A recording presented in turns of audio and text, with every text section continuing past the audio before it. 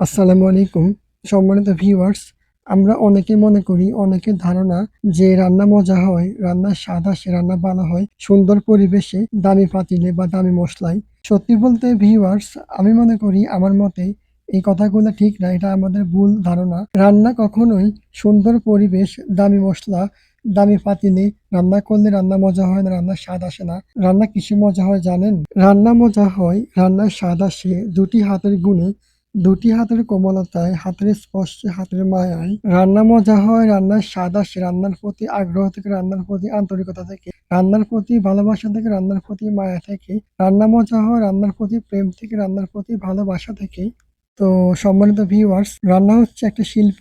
আমার কাছে রান্না হচ্ছে একটা ভালো লাগা, অন্যরকম একটা ভালোবাসা। তো ভিডিওটি ভালো লাগলে লাইক, কমেন্ট, শেয়ার করে পাশে থাকবেন। দেখা হবে, কথা হবে অন্য কোনো দিন। আল্লাহ হাফেজ। আসসালামু আলাইকুম।